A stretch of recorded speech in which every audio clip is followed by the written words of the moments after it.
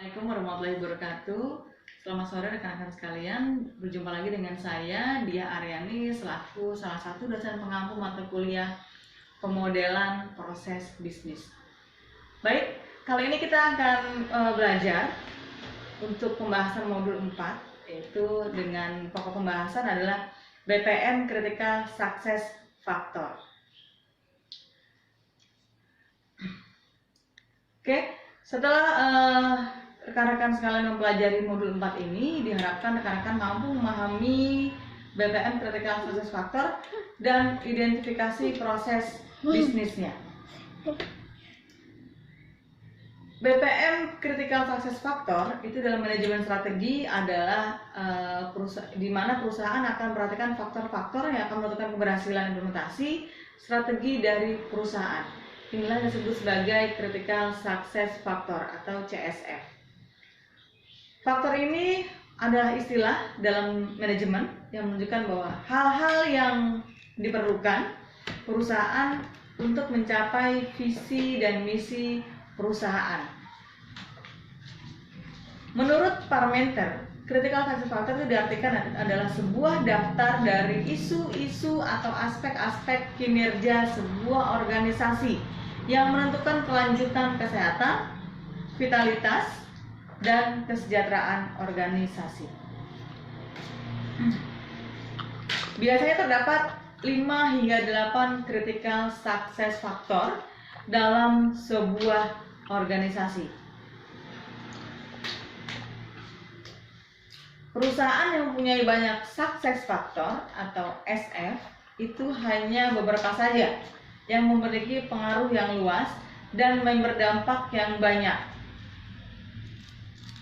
Sehingga beberapa success factor yang terpilih akan menjadi critical success factor pada sebuah perusahaan. Oke, dengan mengetahui critical success factor, maka organisasi memperoleh beberapa keuntungan sebagai parameternya. Yang pertama adalah mengarahkan pada penemuan KPI atau Key Performance Indicator. Yang kedua, ukurannya yang tidak terkait atau tidak terhubung dengan CSF itu akan dieliminasi. Yang keempat, staf mengetahui tindakan prioritas yang harus dilakukan sehingga tindakan sehari yang dikerjakan terkait dengan strategi organisasi.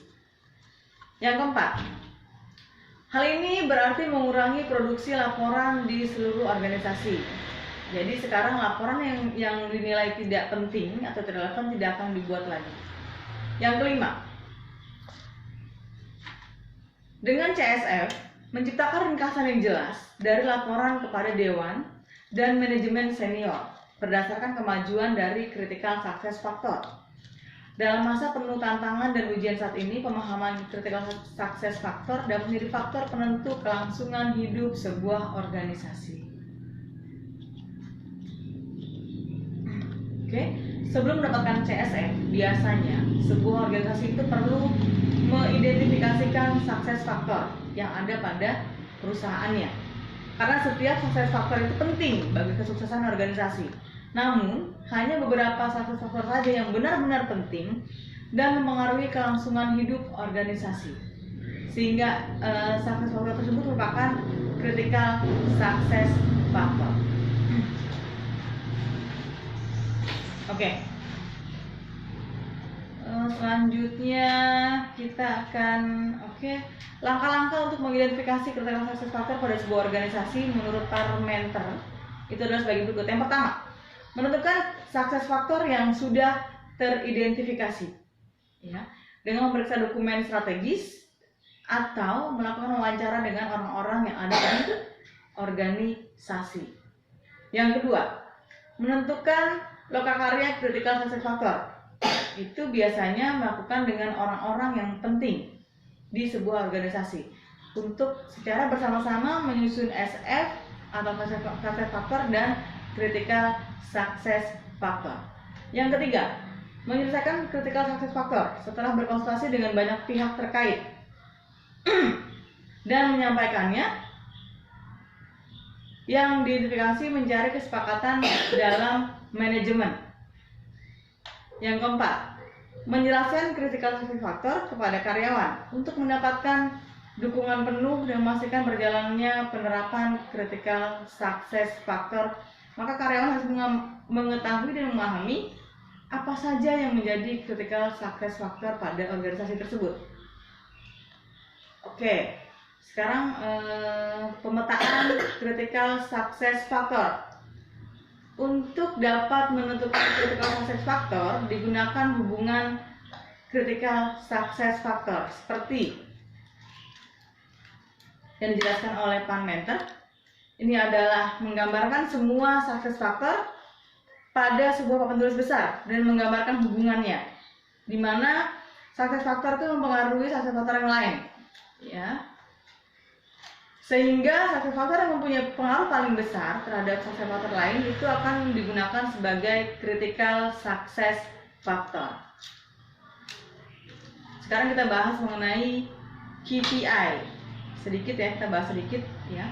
Ada 4 tipe ukuran KPI atau Key Performance Indicator. Pertama adalah KPI memberitahukan bagaimana kinerja Anda dari suatu perspektif atau faktor keberhasilan kritis. Yang kedua, Result Indicator ya atau RI memberitahukan apa saja yang sudah Anda lakukan. Yang ketiga, Performance Indicator memberitahukan apa saja yang harus kita lakukan. KPI memberitahukan Anda apa yang dilakukan untuk meningkatkan kinerja secara dramatis. Oke, di sini ada masing-masing karakternya dijelaskan di sini. Kalian silahkan baca lagi modul-modulnya. Ya, ini ada skema KPI. Kategorinya terdapat di modul teman-teman.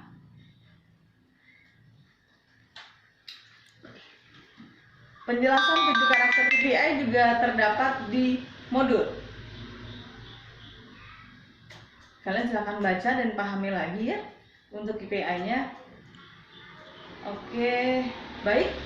Karena waktu juga yang membatasi kita, untuk modul 4 kali ini saya cukupkan sampai di sini. Akhir kata, wabillahi taufiq hidayah. Wassalamualaikum warahmatullahi wabarakatuh.